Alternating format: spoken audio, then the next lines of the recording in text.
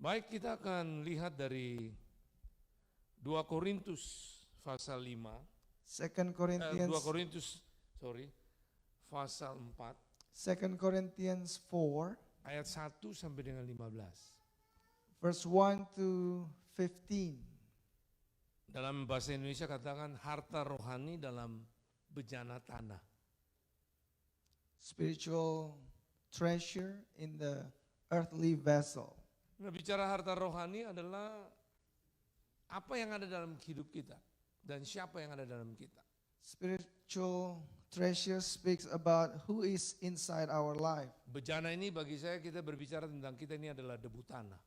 Vessels is just dust. Sebenarnya tidak berarti cuma karena kasih Tuhan kita jadi berarti. We are nothing, but just because of God's love, we are something. Nah, kita akan belajar bersama-sama tentang obedience to the king, tapi yang saya akan share dengan saudara, ujian ketaatan itu kepada sang raja terjadi waktu kita sedang mengalami apa. Jadi setiap kita bilang kita taat pada sang raja, itu pasti akan mengalami ujian. So if we want to be obedient to the king, we will have a test. Nah, ujian itu yang kita akan diuji, kira-kira apa? Kita akan belajar hari ini. Ya. Nah, Tuhan itu tertarik dengan proses. Dia tidak terlalu tertarik dengan event. Sekalipun event itu penting, banyak kita senang event itu yang meriah, yang bersukaria, yang senang. Tapi Tuhan lebih tertarik kepada proses. Karena melalui proses itulah hidup saudara dan saya baru bisa menjadi berkat. Ya. Dan untuk menjadi berkat tidak perlu saudara punya pengetahuan yang tinggi-tinggi. Atau saudara punya kedudukan yang tinggi, status sosial saudara tinggi. Tapi bagaimana perkara hati saudara dengan Tuhan. Ya. Nah, untuk itu mari saya akan ajak kita berdoa. Dalam hadirat-Mu Roh Kudus menerjemahkan untuk setiap kami yang hadir, sehingga hamba-Mu dan istri hamba menyampaikan apa yang kami alami bukan teori. Itu Tuhan membuat suatu suara kebesaran Allah memenuhi setiap mereka. Sehingga harapan kami dari apa yang kami share, buat roh mereka bernyala-nyala untuk bergerak dalam jiwa yang makmur, tubuh yang sehat. Untuk diberkati dan menjadi berkat. Untuk nama Tuhan dipermuliakan. Kami mencintai-Mu Bapa, Yesus Roh Kudus. Dan untuk itulah kami lakukan ini semuanya karena dasar cinta kepadamu. Haleluya, dalam nama Yesus. Amin. Baik. Nah, pertumbuhan rohani sampai berbuah dan berbuah lebat dan tetap itu akan terjadi waktu kita konsisten, terus menerus itu mentaati sang raja di tengah ujian. Jadi ketaatan kita itu akan betul-betul teruji sampai kita memulai hidup dan mengakhiri hidup di muka bumi ini harus melalui ujian-ujian, ya, secara konsisten. Dan ingat, ujian di sini bicara sekolah Tuhan. Sekolah Tuhan dan sekolah umum itu berbeda. Sekolah umum itu saudara dapat pelajaran baru diuji. Sekolah Tuhan saudara diuji dulu baru dapat pelajaran. Ada kalanya kita tidak mengerti pengajarannya apa, tapi kita diuji dulu. Waktu kita diuji baru kita tahu itu pengajaran yang Tuhan sedang didik kita. Nah, kalau kita exciting dengan segala ujian yang Dia izinkan terjadi, saya percaya kita bukan hanya bertumbuh, karena bagi saya bertumbuh itu orang yang bertumbuh rohaninya itu hanya masih mementingkan diri sendiri. Nah, kita contohnya begini, masuk satu gereja, kita tidak cocok dengan gembala, penyampaian yang tidak cocok, menyinggung kita move lagi ke gereja lain.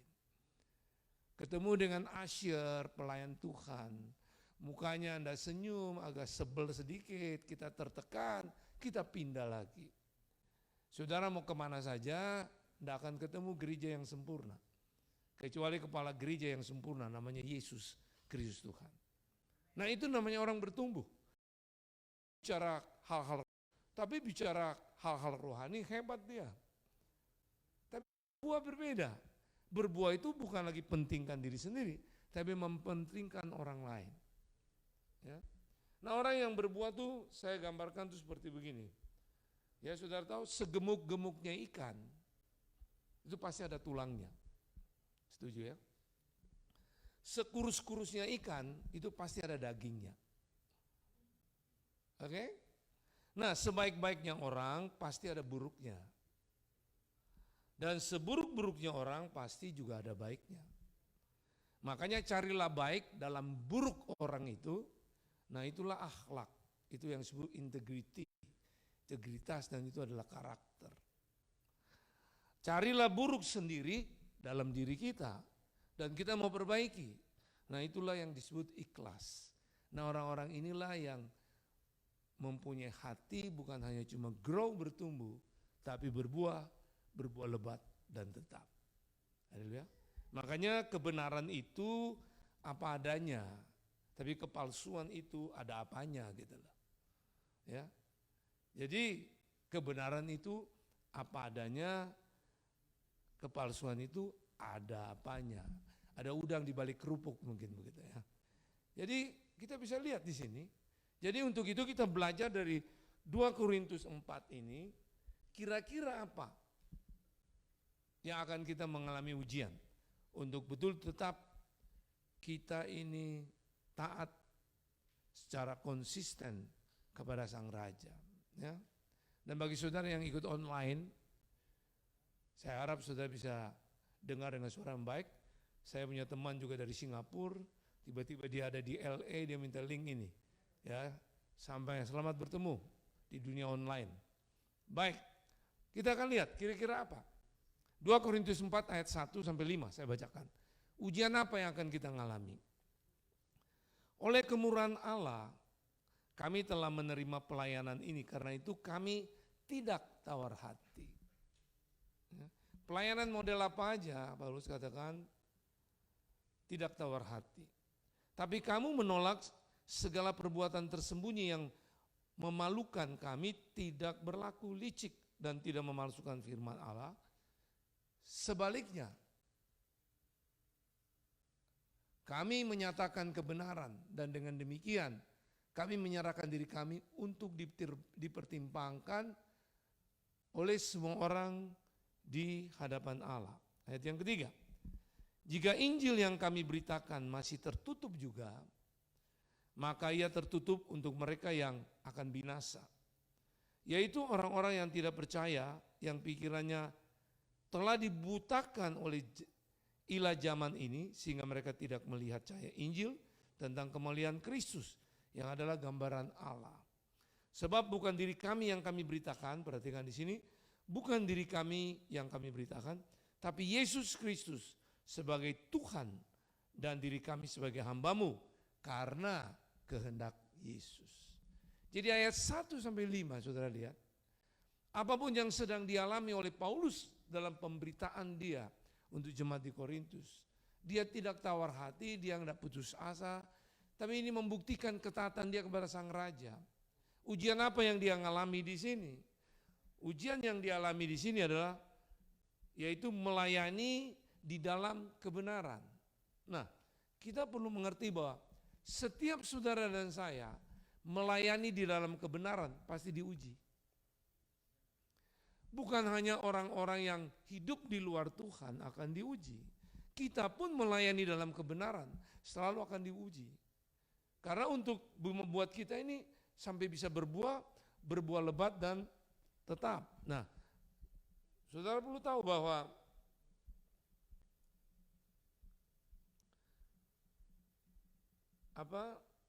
iblis itu tidak perlu menguasai kita jika dia tidak perlu menguasai kita jika dia bisa menipu kita. Sekali lagi, dia tidak perlu menguasai kita kalau dia bisa menipu kita. Nah, jika kita mempercayai kebohongan yang ditanam iblis di pikiran kita, maka iblis sudah mengalahkan kita. Kalau ada di pikiran kita pikiran yang keluar dari kebenaran, kita sudah kalah. Nah, hari ini saudara beritakan, kebenaran, Injil kebenaran, Injil kemerdekaan, Injil keselamatan, Injil kerajaan Allah yang berisi kebenaran, pasti akan diuji. Haleluya. Kalau kita tidak mau untuk itu mengalami ujian, tidak mungkin ketaatan kita kepada Sang Raja itu akan konsisten. Ya. Jadi yang dijelas yang akan diuji itu adalah melayani di dalam kebenaran. Ya. Makanya tadi saya katakan bahwa kalau orang melayani dalam kebenaran, apapun yang terjadi yang dia hadapi, orang yang tidak suka dengan dia, kembali begini, kembali kita kepada Tuhan untuk memperbaiki diri kita. Karena situasi apapun tidak bisa merubah hidup saudara dan saya. Tapi bagaimana kita meresponi kebenaran firman yang sudah kita dengar ada dalam kita, yaitu pribadi Yesus. Bagaimana kita meresponi dia. Haleluya. Amin. Nah, untuk itu istri saya akan share bagaimana sekalipun kami berdua dalam pelayanan memberitakan kebenaran, menghadapi anak-anak yang kami bina ataupun jemaat Tuhan, kadang-kala itu pasti salah mengerti ada. Tapi kita tidak mundur atau putus asa atau selesai berhenti.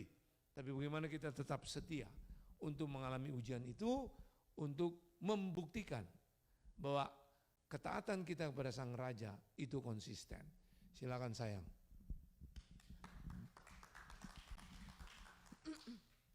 Shalom. Ya, malam hari ini saya mau menyaksikan kita mulai menerima anak-anak itu mulai tahun 86 ya sampai saat ini. Tapi saya tahu bahwa setiap kita dalam melayani Tuhan pasti kita selalu menghadapi tantangan demi tantangan karena mau next level. Ya, semua saya percaya. Nah, di tahun COVID ini, yaitu tahun antara 20 sampai 22 ini, sebelumnya kami ada menerima satu anak dari daerah Bol, yaitu di Sulawesi Tengah, ya Sulawesi Tengah, dekat sama Toli ya, ya itu satu anak dari lulusan SMA dan dia bilang katanya dia dapat panggilan Tuhan untuk menjadi hamba Tuhan. Akhirnya dikirimlah anak ini ke rumah. Nah, selama di rumah orangnya pendiam, ya, jadi tertutup, tidak ada senyumnya, semuanya laki-laki ya. Jadi susah sekali untuk bisa diajak ngomong ya. Apa mungkin karena dari daerah, pikirnya kan gitu. Jadi terus berapa lama, nah ternyata tiba-tiba sewaktu ada COVID itu, tiba-tiba dia mengalami muntah darah. Ya, muntah darah dan darahnya banyak sekali. Ya, jadi kita pikir, aduh ini kena ke paru-paru, pikirnya COVID. Ya, jadi kita bawa dia pergi ke dokter, dokter cek semuanya, akhirnya disuruh opname. Sudah, akhirnya di opname berapa hari, itu kita pikir antara dia kena COVID ya, untuk menjelaskan katanya disuruh ronsen paru-parunya semuanya ini. Ternyata dia membawa penyakit yaitu TBC. Ya. Waduh, waktu kita dengar TBC itu kan tidak mudah. Kita kumpul satu rumah itu kan banyak anak. Nah, sesudah dia keluar dari rumah sakit akhirnya diketahui bahwa dia adalah membawa penyakit TBC. Nah, kita tanya, kalau kamu enggak kasih tahu, berarti kamu punya orang tua ada nggak punya sakit TBC dong. Terus akhirnya dia bilang rasanya, waduh, kalau bilang rasanya masa kamu enggak tahu. Ternyata dia bilang, oh ya, waktu ibunya melahirkan dia katanya ibunya juga mengalami TBC. Nah, akhirnya dokter sudah memutuskan bahwa dia untuk tinggal dia harus dikarantina sendiri pas juga COVID kan. Jadi semua piring semua harus urusannya tuh sendiri supaya karena TBC itu bisa menular. Nah, akhirnya ya enggak mudah ya, karena kan tiba-tiba anak ini kok datang bawa penyakit lagi. Dulu-dulu enggak ada penyakit sampai TBC segala macam. Berarti kan satu ujian lagi, naik level. Kalau yang anak-anak yang lalu dari tahun 86 kita terima anak-anak, enggak pernah sampai ngalami yang sakitnya parah-parah begini. Akhirnya sudah anak itu dikarantina dan dokter bilang harus dirawat selama 6 bulan. Dia harus dikontrol 6 bulan. Jadi selama 6 bulan itu kita harus wajib, dia tidak boleh keluar, ya, main di daerah kamar aja di atas, semua harus pakai masker, ya. Jadi dia dikarantina dan itu kan biaya tidak murah. Dia tidak punya BPJS karena orang pindahan baru, anak tinggal di rumah, ya, tidak ada pakai BPJS segala, ya. Tapi karena kita harus setia dengan panggilannya kita, apapun rasanya tantangan, rasanya sakit, ya. Tapi kita harus melakukan itu semuanya. Waktu itu bergumul, kenapa enggak kita pulangkan aja? Tapi rasanya ego sekali kalau kita pulangkan dalam keadaan anak itu masih sakit, ya. Berarti di balik itu saya sungguh bersyukur, justru karena dia dibawa ke rumah, jadi bisa tahu bahwa penyakitnya itu bisa diobati, ya. Jadi selama 6 bulan itu akhirnya dirawat semuanya, dan mujizatnya sesudah dia mengalami hal seperti itu, dan anak ini bisa berubah, ya, bisa bersukacita, bisa rasanya keluar rasanya kepintarannya semuanya, ya. Jadi aktif sekali dan dia senang sekali belajar bahasa Inggris, ya. Jadi dia senang dan akhirnya mulai tahun ini yaitu dikuliahkan yaitu di STT Kingdom, ya. Jadi anak ini meskipun seperti itu, tapi saya melihat dari anak yang merasa seperti tidak berguna, yang rasanya dia sakit seperti itu, terus akhirnya Tuhan ubah dengan sesuatu yang saya lihat tidak mungkin di pandangan mata jasmani kita, tapi anak itu berubah dan dia sungguh-sungguh yang saya lihat sekarang ini begitu aktif, sehingga dia dengan orang yang belum tahu laptop, ya, di kampung mungkin tidak pakai main laptop, terus ngatur bikin PDA, ya, PPT, ya. Jadi dia bisa sendiri bikin PPT. Waduh, sungguh luar biasa. Nah, hal-hal itulah yang bisa menghibur hati kita selama kita melayani. Lihat anak-anak yang tidak berguna, jadi Tuhan pulihkan, angkat mereka menjadi sesuatu yang indah di mata Tuhan. Itulah yang menjadi satu kebahagiaan, karena kami kumpulkan anak-anak itu dengan membuat mereka menjadi berharga di mata manusia maupun di mata Tuhan. Puji Tuhan. Haleluya. Menghilang ya. Ya, jadi impian tertinggi Tuhan itu bukan membuat kita kaya. Juga bukan membuat kita berhasil, populer atau terkenal. Tapi impian Tuhan adalah membuat kita benar bersama Dia. Jadi kalau namanya kita bilang kita melayani di dalam kebenaran, apakah betul yang kita layani itu kita taat kepada Sang Raja? Ya, ujian yang seperti tadi kita harus mengalami. Dan saudara tahu waktu dia mengalami itu, ternyata sejak kecil dia sudah TBC. Dan keluarganya memang keturunan TBC. Cuman dia setelah ketahuan, baru dia bilang, iya betul saya sejak kecil. Nah, kita juga kesel, marah, jengkel. Kadang-kadang apa masih bisa hidup ini anak? Waktu kami mulai berpikiran ke situ. Karena dadanya begitu tipis, ya. Tapi saya melihat Tuhan sedang menguji kami juga yang memberitakan kebenaran. Masihkah terus untuk mengerti orang-orang seperti itu? Ya, syukur, puji Tuhan, sampai hari ini kami tetap bersyukur, berterima kasih, dan kami melihat satu kesukaan yang melebihi harta secara jasmani. Kami melihat dia berubah, bahkan dia akan kuliah. Kalau tahun ini masuk, dia akan kuliah untuk Tuhan dipermuliakan. Amin. Salah satu yang saya kemarin share dengan saudara leader di sini, itu adalah buah pemikiran dia pertama dari Tuhan tentang build kemarin itu. Cuma saya tambahkan, saya bangun dengan teman-teman, anak-anak lain. Makanya sekarang pengajaran-pengajaran yang saya share termasuk hari ini, itu semua datang dari anak-anak yang kami bersama-sama bangun dalam pemuritan. Karena kami mau menggenapi bahwa dari Sion keluarlah firman. Haleluya. Harusnya gereja di situ juga semua. Dari jemaat ini kebenaran-kebenaran itu ada. Jadilah sebuah pengajaran. Itulah yang namanya fruitful, berbuah lebat dan tetap. Haleluya. Amin. Dan saya bersuka cita melihat seperti itu. Bahkan hari-hari ini saya dibuat Tuhan seperti berdiam. Mulut ini kayak tertutup. Pikiran ini kayaknya Anda bisa bikin apa. Harus mengerti mereka. Untuk terima apa yang Tuhan sedang berbicara untuk mereka. Kepada generasi Y dan Z ini.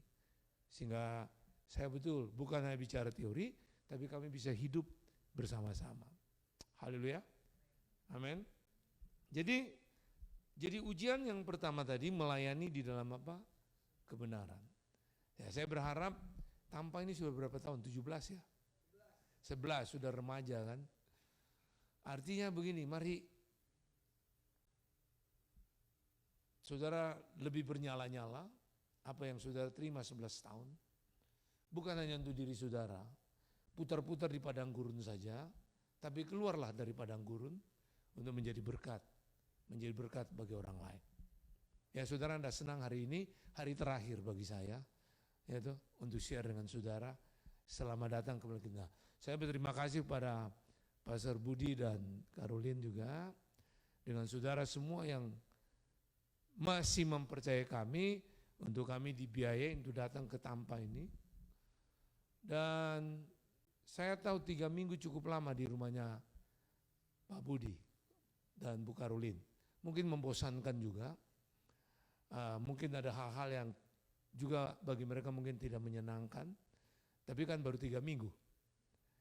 Kalau saya dengan mereka yang berbelasan tahun dengan menghadapi seperti itu, cuma kembali cuma kepada Tuhan. Ya. Nah waktu ada yang tanya saya kapan lagi balik, kalau waktunya Tuhan. Ya. Dan saya baru dari Houston. Di situ saya lihat memang ini orang-orang baru yang dasar tentang kingdom itu belum. Saya juga cuma ngomong kepada mereka, waktu saudara on fire, please jangan hanya berapa tahun selesai. Itu perlu perlu tetap taat kepada Sang Raja. Haleluya. Jadi kalau saudara taat salah satu, waktu saudara melayani kebenaran, itu pasti akan mengalami apa? Ujian. Tapi saudara tidak mundur, tetap maju terus. Ya, sehingga nama Tuhan apa? Dipermuliakan. Nah, kunci tadi begitu, segemuk-gemuk ikan tetap ada tulang. Sekurus-kurus ikan tetap ada dagingnya.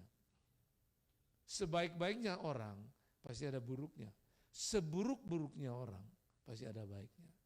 Kalau kita bisa melihat kebaikan dalam keburukan seseorang, itulah akhlak, itu karakter, itu integritas. Tapi kalau kita lihat keburukan dalam diri kita untuk diperbaiki, itulah keikhlasan.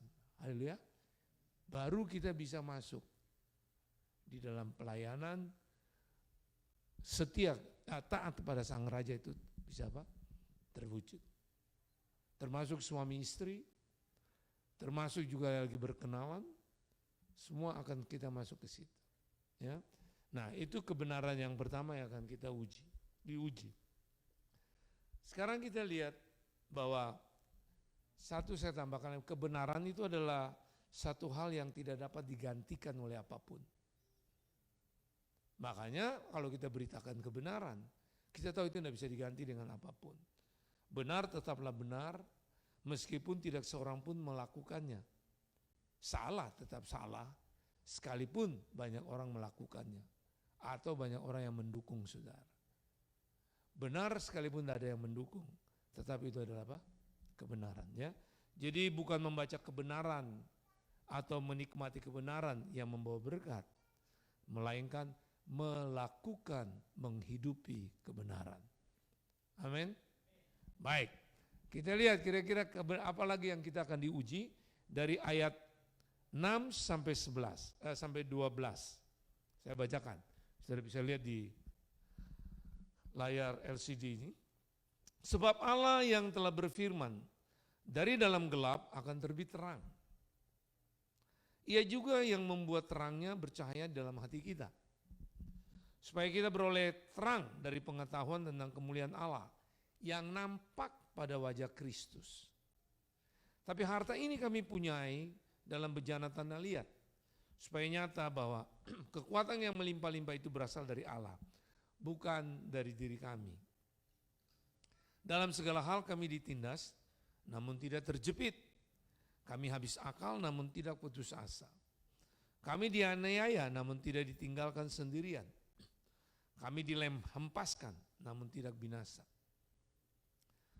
Kami senantiasa membawa kematian Yesus dalam tubuh kami, supaya kehidupan Yesus juga menjadi nyata dalam tubuh kami. Sebab kami yang masih hidup ini terus-menerus diserahkan kepada maut karena Yesus, supaya juga hidup Yesus menjadi nyata dalam tubuh kami yang fana ini. Maka demikianlah maut giat di dalam diri kami dan hidup giat di dalam kamu. Apa kira-kira di sini yang akan kita diuji? Kebenaran yang saya bacakan dari ayat 6 sampai 12 ini yaitu mengalami kehidupan Yesus. Setiap saudara mengalami kehidupan Yesus, itu tetap akan diuji untuk membuktikan apakah kita taat. Saudara tidak bisa mengalami kehidupan Yesus, terus tiba-tiba hidup saudara diberkati, perusahaan saudara maju, bisa expand, atau kesehatan saudara, atau family. Tidak cukup sampai di situ. Saudara akan terus mengalami diuji untuk mengalami Yesus. Ya, kehidupan yang mengalami kehidupan Yesus itu akan selalu diuji. Ya. Jadi di sini kenapa perlu diuji? Supaya kita makin bisa mengerti penentuan hidup kita itu adalah Tuhan. Ya. Makanya ingat, bukan vaksin atau masker yang membuat kita tetap hidup. Tapi Tuhanlah yang berkuasa atas hidup kita. Setuju? Ya. Remember, it is not the sword or mask keeping us alive.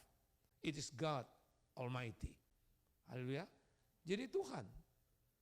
Jadi untuk supaya ini terwujud, kita mengalami kehidupan Yesus, itu pun akan terus diuji. Ya. Makanya kita tahu karakter Tuhan itu selalu konsisten. Karakter Tuhan selalu dapat diprediksi. Karakter Tuhan selalu dapat dipercaya, trustworthy. Dan karakter Tuhan itu selalu mengasihi dan berbelas kasihan. Itu God's karakter. Nah kita bilang kita mengalami Yesus, itu akan diuji. Sehingga karakter-karakter ini muncul atau enggak. Karena apa? Tuhan tahu yang terbaik.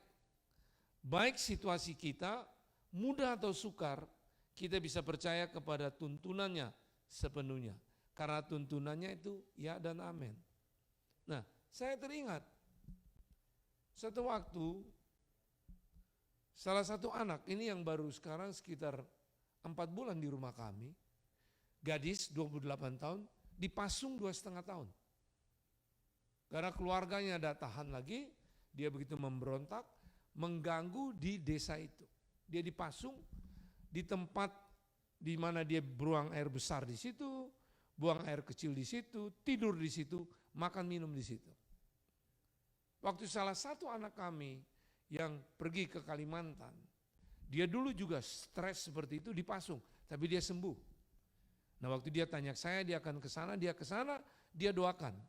Dan anak itu mau keluar daripada tempat pasung itu, dan dia minta izin untuk bawa ke rumah kami. Nah waktu dia di rumah, setiap dia ingat lagi permasalahan dia, kakinya tuh goyang. Maaf seperti ini. Seperti masih ada rantainya. Nah itu dilayani, terus dilayani. Sampai makin membaik. Tapi ada hal yang Tuhan uji saya. Ya, anak ini terus ingin diperhatikan. Satu waktu dia lihat teman-temannya punya termos air, dia enggak punya. Dia masukin air itu di mana? Bekas botol aqua mineral itu. Dia kakak-kakaknya sudah melarang jangan masukkan di kulkas, dia tetap masuk. Dan dia cari perhatian. Karena saya melihat seperti itu, saya panggil dia untuk membalut lukanya, untuk merasa iri, persaingan. Saya belikan dia botol yang terbaik, anti virus dan sebagainya. Senang dia. Tapi setiap ada masalah sedikit tentang botol itu, dia naik cari kami, cari saya. Bayangin saya harus urus botol. Kadang-kadang intimidasi iblis, dia bilang, khotbah boleh di tempat banyak, 10.000 orang, KKR diundang ke mana-mana. Tuh ini sekarang, urus ini yang satu ini. Itu seperti buat kita jengkel. Tapi saya ingat bahwa Tuhan bilang, masih taat kepada Sang Raja, masih tetap memandang Dia sebagai Tuhan. Saya mengalami Yesus, tapi saya perlu diuji lagi untuk hal ini. Tapi syukur dengan tabah, dan istri saya selalu suka ketawa saya kalau sudah ketemu dia, dan dia suka arahkan gini, biar aja om yang ngomong sama dia. Ya. Jadi ada hal-hal yang membuat kita harus belajar terus. Haleluya. Amin. Pemikiran saya dulu, saya terima orang-orang yang bermasalah seperti itu akan cepat selesai. Tapi enggak, setiap hari selalu baru. Itulah kebenaran, itulah firman Tuhan yang perlu kita ngalami. Ya. Dan saya enggak tahu lagi kalau saya pulangin dapat hadiah, ada yang akan masuk dari Napu juga, Sulawesi Tengah juga, dan juga kemungkinan besar nanti dari Ambon. Jadi saya selalu tahu itu hadiah-hadiah yang Tuhan berikan. Bagi saya pelayanan-pelayanan itu bagi saya untuk membuat saya exciting. Untuk saya bisa lihat Tuhan yang adalah Raja yang hebat dengan the kingdom power itu. Power of God, power of King of King. Itu yang bisa saya lihat, yang dia bisa tunjukkan. Yang saya tidak bisa digantikan menonton YouTube atau Instagram atau TikTok, tidak bisa digantikan. Tetap the best kalau aktor, sutradara dan pemainnya sekali Tuhan. Kita akan tercengang bagaimana hebat kasihnya yang luar biasa. Haleluya. Jadi itu akan kita mengalami ujian yang kedua itu, mengalami kehidupan Yesus. Saudara masih mau mengalami kehidupan Yesus? Nah, saudara akan terus juga diuji. Ya, seperti tadi Bu Linda saksikan, Shana ini anak mujizat. Anak mujizat harus dipelihara dengan cara mujizat. Kalau kita tidak pelihara dengan cara mujizat, kita akan ketinggalan mujizat yang berikutnya. Misalnya ada anak ini ada mujizat, pelayanan kita makin kendor, be careful. Satu waktu dia cuma sampai di situ. Tapi kita harus melayani lagi untuk lihat Shana ini mujizat demi mujizat. Kalau itu kita lihat, luar biasa. Pesta kerajaan Allah, kingdom party akan kita ngalami. Itu yang ngalami oleh Abraham. Ishak anak mujizat, tapi Tuhan minta jadi korban. Haleluya. Selalu perkataannya, pandangannya, Tuhan itu baik. Dia fokus hanya pada Tuhan.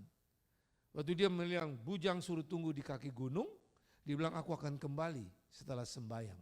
Tahu-tahu ini akan menjadi korban si Ishak ini. Sampai di tempat mesbah korban, perjalanan aja Ishak tanya, mana korbannya? Abraham bisa ngomong, nanti Tuhan sediakan. Tahu-tahu belum ada. Pisau sudah ada, api sudah ada, perlengkapan semua ada. Korban belum ada. Bayangin Ishak waktu itu umur 13 tahun. Dia bisa ngamuk sama papanya, tapi waktu diikat juga diam. Itulah kedaulatan Tuhan. Kepada orang yang mengerti bagaimana memelihara hidup dalam mujizat untuk berlanjut kepada mujizat. Artinya kita akan diuji dalam melayani kebenaran. Selain kebenaran, mengalami Yesus. Dan apa yang terjadi? Ishak pelayanan tidak spektakuler seperti Abraham, tidak seperti Yakub, tapi Ishak menjadi korban, artinya bicara jembatan untuk pelayanan generasi Abraham dan generasi Yakub, yaitu generasi untuk baby boomers atau generasi tradisional dengan generasi X, milenial, C maupun alpha. Haleluya. Jadi itu korban. Kita akan mengerti orang-orang yang kita layani. Saudara mengerti ini? Saudara paham? Bisa lambaikan tangan? Haleluya. Nah, yang dengan cepat supaya banyak saudara bisa ya. Jadi kita perlu tahu bahwa Tuhan itu tahu yang terbaik. Baik situasi saudara dan saya itu kelihatan buruk, ya, tidak usah takut, Tuhan itu tahu. Dan dia tahu saudara sukar menghadapi sesuatu atau mudah, dia tahu.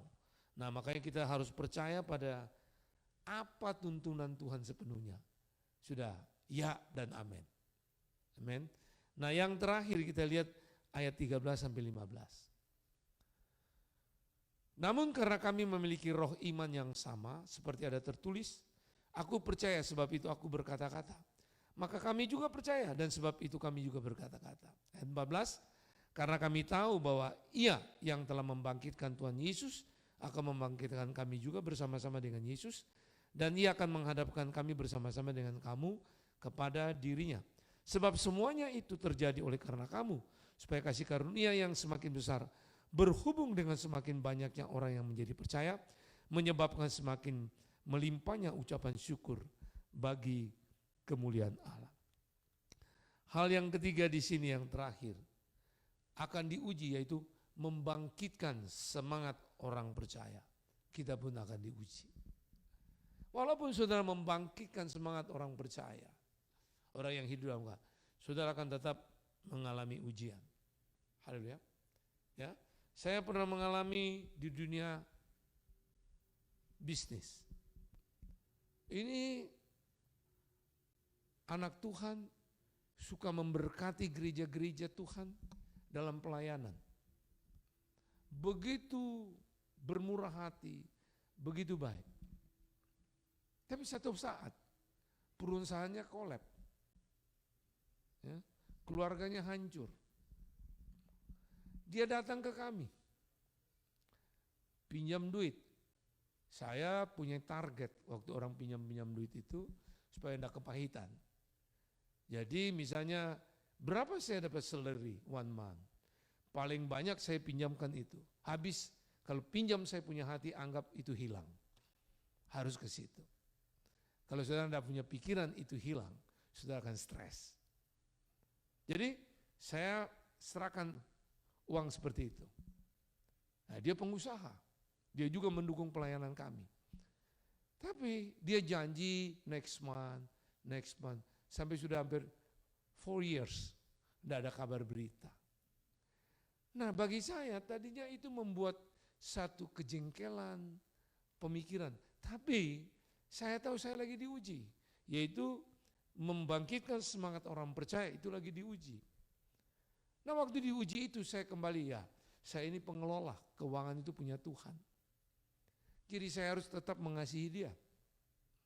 Dari situlah saya mendapat pelajaran. Pelajarannya apa? Bahwa seringkali orang suka menabur dalam gereja tanpa dasar kebenaran firman. Dengar baik, menabur dalam gereja tanpa dasar kebenaran firman dan mau grow sampai fruitful dalam kebenaran firman. Dia akan bingung, kenapa saya buat begini, hidup saya tetap seperti ini. Nah makanya saudara menabur dalam segala ladang Tuhan. Kita tetap harus menghidupi firman. Tanpa itu, one day, mungkin secara keuangan saudara tidak apa-apa, mungkin untuk kesehatan saudara, mungkin your family. Jadi kita ngerti, sama saya sebagai hamba Tuhan juga, dalam pelayanan diberkati, mungkin di dalam hal perluasan, church planting. Tapi kalau saya tidak menghidupi kebenaran, akan hal-hal lain saya akan kehilangan. Makanya ini yang dibilang, ketaatan pada sang raja harus konsisten. Jadi yang diuji yaitu yang terakhir tadi, membangkitkan semangat orang apa? Percaya. Amin. Ya, sama halnya. Kami pernah membiayai salah satu anak sekolah, kuliah. Secara keuangan itu cukup besar. Tapi ternyata dia tidak pernah ke bangku kuliah. Tiba-tiba waktu ada wisuda, dia bilang dia sudah mau wisuda. Saya curiga, hati saya ini lihat ini kebohongan. Saya telepon dosennya, ternyata dia tidak pernah kuliah. Nah dia buat itu bukan sekali aja, dia buat lagi yang lain. Dia bilang dia mau menikah. Diminta saya konseling. Saya konseling, tanya macam-macam, dia tertutup, dia bilang kami tetap dalam kekudusan Tuhan. Di video lagi waktu saya konseling. Tapi yang aneh tapi nyata. Waktu dia minta kami memberkati, kok jadwal saya tuh terisi waktu-waktu itu, dan karena dia mendadak tidak mungkin. Saya bilang kamu tidak punya satu persiapan, mendadak kamu buat ini. Kamu bisa pakai pastor yang lain untuk memberkati kamu. Saya pikir itu hal biasa. Tapi saya tahu itu pembelaan Tuhan untuk melihat saya lihat. Ternyata akhirnya dia diberkati dengan pendeta yang lain. Waktu kami nonton videonya, saya bilang istri saya, ini aneh di tubuh anak ini. Ada hal-hal yang tidak dalam Tuhan. Sungguh, baru menikah, sudah hamil 6 bulan. Dan tiba-tiba sudah punya apa? Berikutnya kami pulang dari pelayanan, sudah punya baby. Nah waktu dia datang kepada kami dengan anak itu, ya kami juga hancur hati. Anak ini kan tidak bersalah. Dia bilang tolong doakan anak saya supaya perbuatan kami tidak berkelanjutan kepada anak kami. Nah saya bilang, saya doakan tapi kamu harus didik anakmu dalam kebenaran, kamu juga harus berubah. Karena kebenaran itu bukan hanya untuk diketahui, dinikmati, tapi perlu dihidupi. Dan syukur sampai hari ini, keluarga ini menghidupi firman. Saya pun dapat hadiah. Hadiah apa? Melihat belas kasihan Tuhan, cinta Tuhan tidak pernah pudar untuk nama Dia dipermuliakan. Jadi ini yang saya bisa share dengan saudara, bahwa untuk ketaatan kita kepada Sang Raja itu terjadi, itu waktu kita akan diuji dalam hal apa? Melayani dalam kebenaran, mengalami kehidupan Yesus, dan yang terakhir tadi, membangkitkan semangat orang percaya. Jesus love you all abundantly.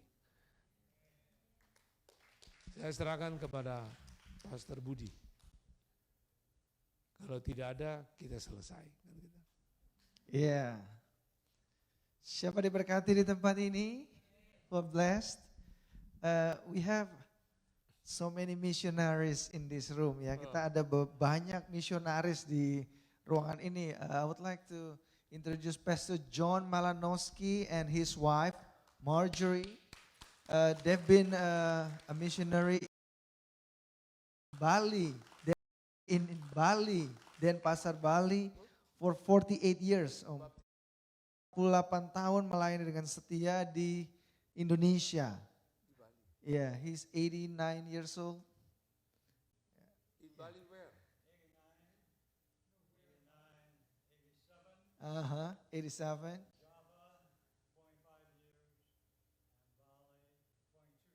Where's in Bali? Where is in Bali? Denpasar. Yeah. Renon. Renon, yeah. Baptist Church. Yeah, they also live in Denpasar. Also, Mike, also a missionary in China for 4 years. And Tanya and Jim, they have been a missionary in Hungary for 11 years. 18 years. Oh, 11 is our church. 18 years, I'm so sorry. And yeah, maybe many more. One day, Timothy, I don't know. Nah, Pastor Frankie also was a missionary in China. Boleh cerita itu nggak? One day dia ketangkap, saudaraku, waktu smuggling the Bible, menyelundupkan Bible ke China. Boleh cerita sedikit Om kesaksiannya? Tadi kan ngomong tentang ujian, dan itu kan ujian, silakan Om. Yeah, it's about 1989. Jadi waktu tahun itu kan sulit untuk gereja bawah tanah dapat pelajaran Alkitab atau Alkitab itu sendiri. Nah kami kumpul seluruh dunia misionaris dari Indonesia, dari mana-mana. Yaitu base-nya waktu itu di Hong Kong. Ya, jadi kami isi form itu bahwa dimati, ditangkap, urus sendiri. Nah waktu saya sudah tanda tangan itu, mau bilang apa? Berarti hidup dan mati sudah diserahkan. Jadi sebelum kami masukkan Alkitab, pelajaran-pelajaran Alkitab itu ke gereja bawah tanah. Gereja bawah tanah itu bukan semua di bawah tanah ya. Ada juga di atas tanah, tapi dianggap pemerintah itu ilegal. Ya. Karena pemerintah menganggap kalau mereka bicara kebenaran harus diatur oleh pemerintah. Kalau tidak boleh. Jadi waktu saya bawa itu sudah tanda tangan, kami berdoa dan berpuasa. Terus buku-buku Alkitab semua dimasukkan di ransel, apa namanya ya, carrier itu di atasnya itu backpack, di atasnya kasih baju-baju bekas. Tapi waktu saya masuk di Shenzhen, itu sudah ada scan di pintu perbatasan itu. Iya pasti ketangkap lah. Akan ada CCTV. Sungguh saya ketangkap. Waktu saya ketangkap, saya pikir sudahlah masuk penjara dan mati.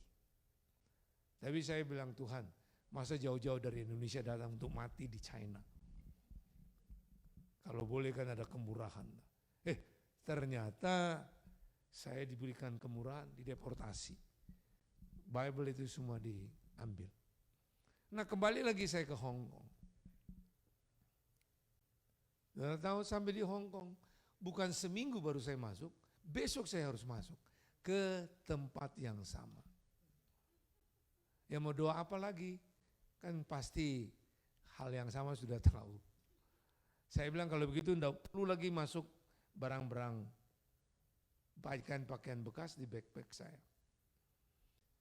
Semua aja isi buku-buku itu.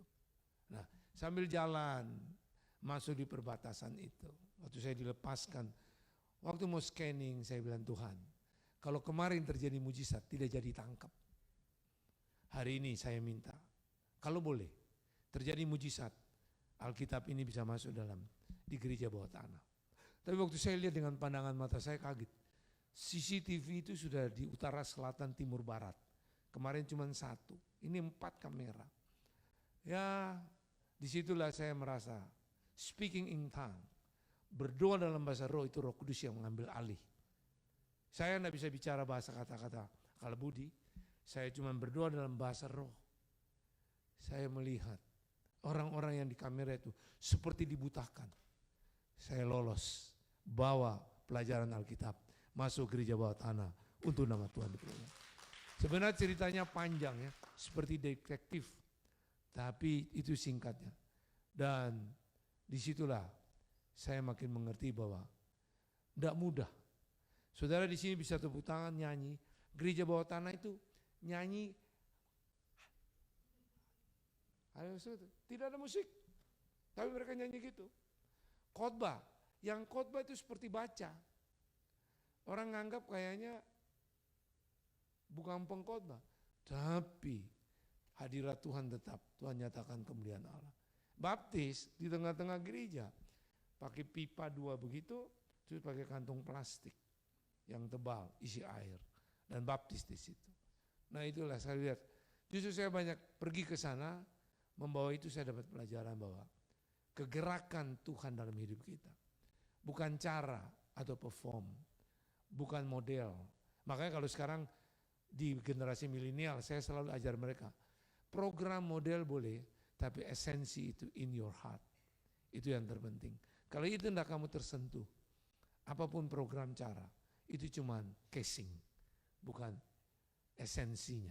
Ya itu, baik, Tuhan berkati. Iya, terima kasih Om. Satu lagi ya, September 28, 2018, 28 September 2018 ya, terjadi tsunami saudaraku ya.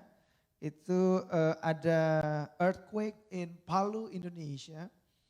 And then after shock, itu there's a tsunami hit. We call it Palu is Hammer in America, Hammer City.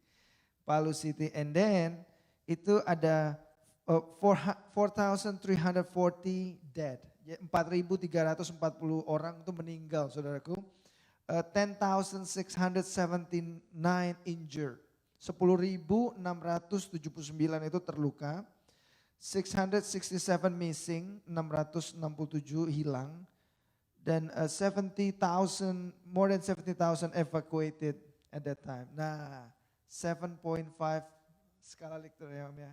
Nah, few hours before that earthquake, before the tsunami happened, Pastor Frankie and Tante Memen arrived there. Jadi dia landed di Palu without knowing anything. Boleh cerita nggak Om? Kan kayaknya Tuhan itu kasih perpanjang hidup gitu ya. Kok bisa gitu, gimana kesaksiannya di tengah gempa dan tsunami, silakan. Biar tante yang share dia. Dia ngalami bagaimana di kamar mandi. Kalau gitu ya. enggak ketemu kita di sini Om. Kalau Ya, saya masih ingat sekali tanggal 28 September tahun berapa Bu? 2018 ya. Kami dari Makassar berangkat pukul 2 lewat dan tiba di Palu sekitar pukul 4. Lebih ya, 4.15. Dan keluar barang, tunggu bagasi segala macam, dan pas hari itu kejadian dengan adanya upacara hari jadi mungkin ya. Saya tidak tahu hari jadi Palu atau apa, pokoknya ada apa yang disebut festival ya, enggak tahu nama itunya, ada festival bahasanya saya enggak hafal.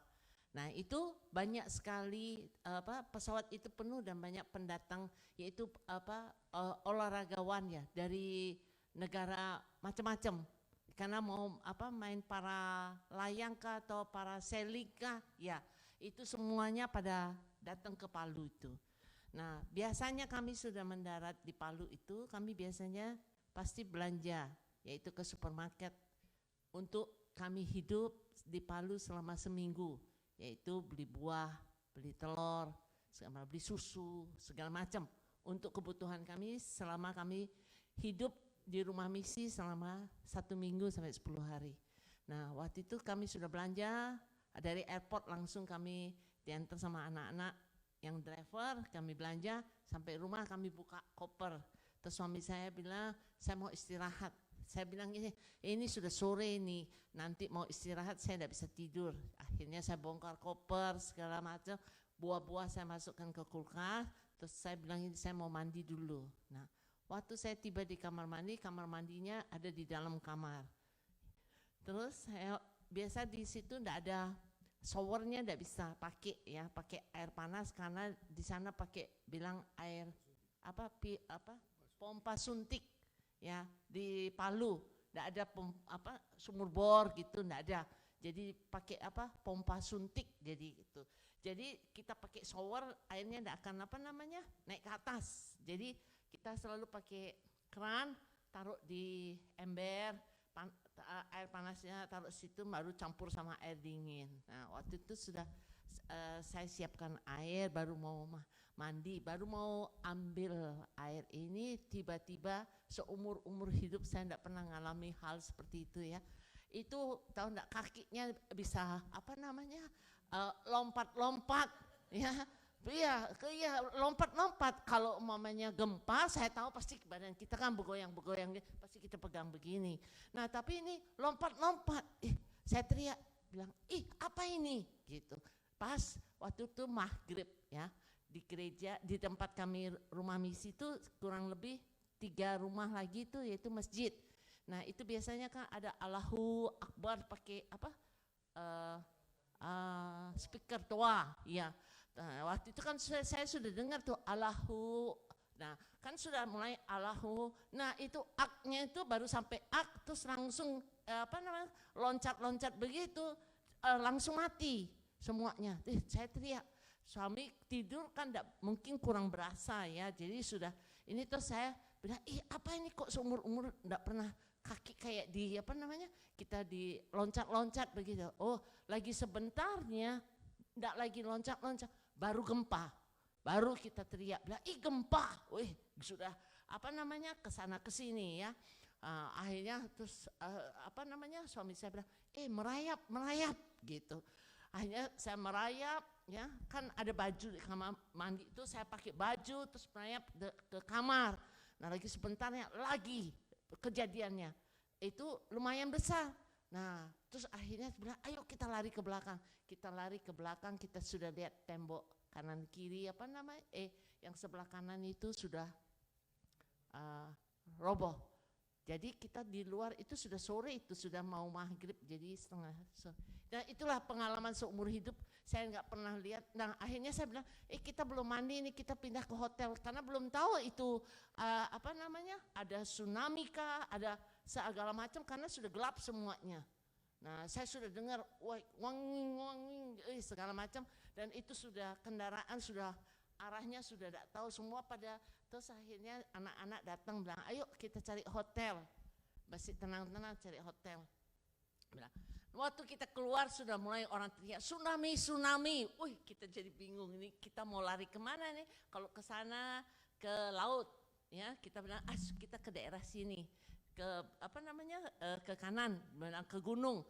Nah waktu di tengah perjalanan sudah sudah karuan, sudah mobil segala macam, sepeda motor semua pada pergi ke warung-warung yaitu beli minuman. Ya saya heran lihat semua. Terus akhirnya waktu itu berhenti di jalan, bilang balik, teriak. Ada orang bilang suruh balik, bilang gitu. Terus tapi orang itu sudah tidak pakai baju, basah, semuanya banyak lumpur. Terus bilang balik, bilang katanya ada seperti karpet bergulung. Jadi kita tidak mengerti apa karpet bergulung. Nah, akhirnya bilang balik, terus kita pikir, di rumah kita juga tidak merasa nyaman. Akhirnya kita bilang sudah tinggal di gereja aja, gitu. Sampai di gereja sudah kita lihat ada jemaat, ada berapa orang. Nah selama 4 hari lah saya tidur di dalam mobil Innova, ya. Sudah tahu badan saya besar ini tidak tahan panas kan. Ini buka AC, mereka pada ribut. Nah irit ya. Tidak bisa beli bensin, semua pada tutup semuanya. Ya itulah sambil kipas-kipas buka kaca, nyamuk kanan kiri. Ya itulah pengalaman seumur hidup selama 4 hari tidur di dalam mobil Innova.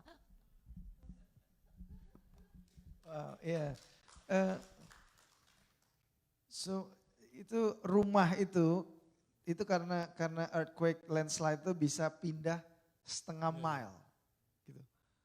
Dan kalau mereka masih ada sampai dengan sekarang, ada begitu yang bumi terbuka gini dan orang banyak mati, ketutup lagi gitu saudaraku. Jadi kalau mereka ada di sini semua karena anugerah Tuhan. Nah pertanyaan saya gini, kan tadi ngomong ujian ini ya. Dalam pikiran saya kenapa nggak lebih enak gini ya, kan dari Makassar gitu. Mau terbang ke Palu, ya kan? Begitu mau check in telat. Waduh pesawat kan gak bisa masuk, macet. Gak jadi berangkat ke Palu, ya kan? Nah begitu, udah agaknya, kenapa kok ketinggalan pesawat, tiba-tiba dengar Palu, gempa, tsunami, itu kan lebih enak ya Om ya. Ya kan? Kita kan pengennya gitu ya dengarnya. Tapi kok Tuhan pakai cara lain, apa yang Om lihat, kenapa ada maksud Tuhan Om ada di Palu? Ketika kejadian yang sangat mengerikan ini terjadi di Palu. Bagaimana dengan jemaat di sana? Silakan Om. Ya jadi tadi kan saya bilang, bedakan sekolah Tuhan dan sekolah umum.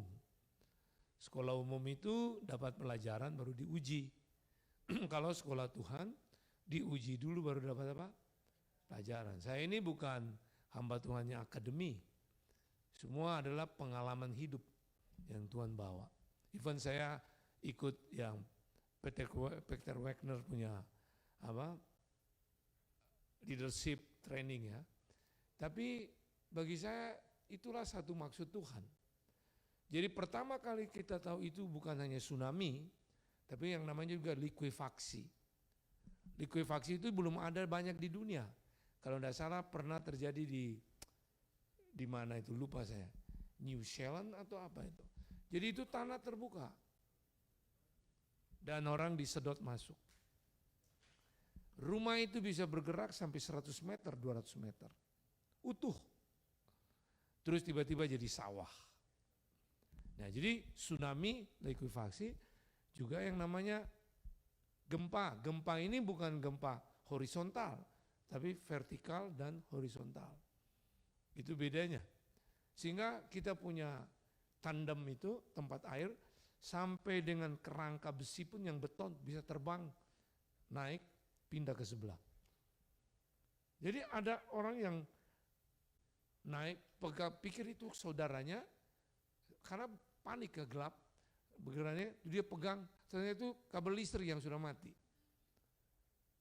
Tiba-tiba begitu dia buka mata, dia lihat adiknya sudah masuk di tanah yang terbuka. Nah, saya tahu waktu kami ada di situ, Tuhan lagi bawa saya untuk mengerti gini, apa dalam penggembalaan kamu di Palu itu betul dari hati, karena cinta aku, atau cuman karena sekedar suatu jabatan. Dan waktu itu juga saya sedang memilih siapa yang akan mengganti saya untuk regenerasi. Justru tepat waktu likuifaksi, banyak orang pada lari keluar, tinggal salah satu anak yang saya bina 5 tahun di rumah. Dia seorang tukang becak, seorang tarik sampah.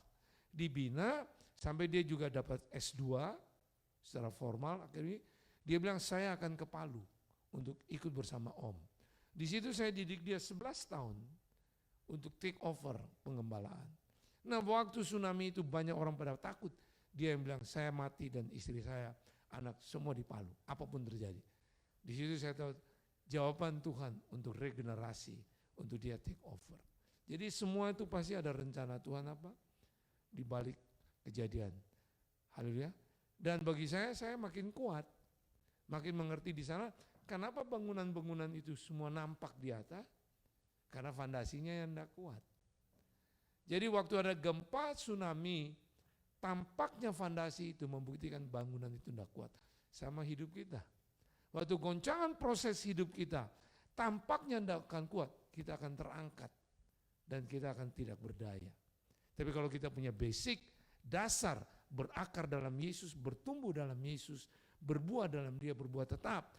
Mau gempa goncang apa, kita tetap tough. Because Jesus tetap hidup dalam kita, kita dalam Dia. Haleluya. Jadi itu yang saya dapat pelajaran itu untuk makin mengerti betapa Tuhan itu sangat baik. Haleluya.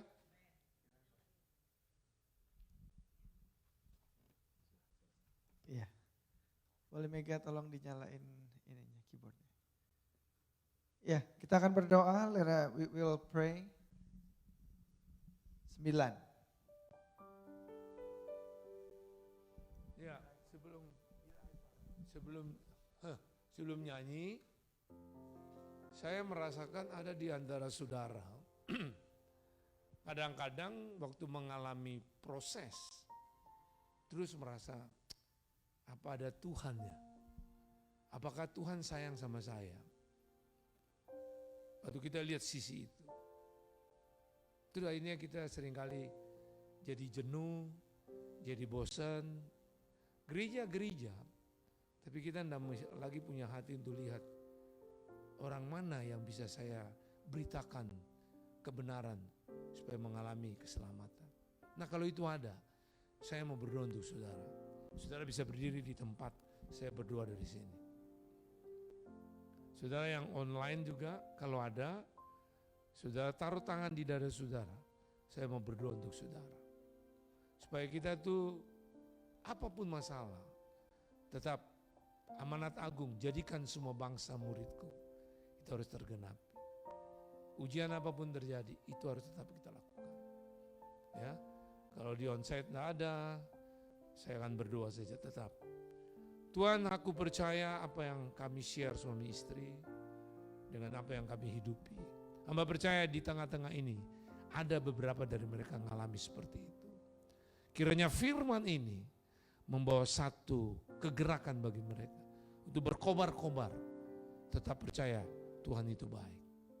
Dan bagi mereka yang online, hamba tidak tahu, kalau ada yang mereka punya permasalahan, dalam nama Yesus dibebaskan, dilepaskan, dan damai kasih kuasa turun untuk mereka. Di ruangan apapun mereka berada, penghiburan Tuhan, kesukaan Tuhan. Sehingga mereka makin mengerti bahwa hidup mereka sangat berarti, hidup mereka sangat bernilai.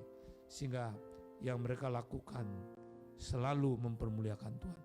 Juga teman-teman di sini, hamba percaya kami boleh tinggalkan tanpa ini, tapi kami rindu, kami melihat roh mereka bernyala-nyala untuk terjadi kegerakan, menjangkau jiwa-jiwa, untuk tidak lihat pada diri sendiri, tapi untuk kepentingan orang lain juga. Terima kasih Tuhan untuk malam yang berbahagia ini.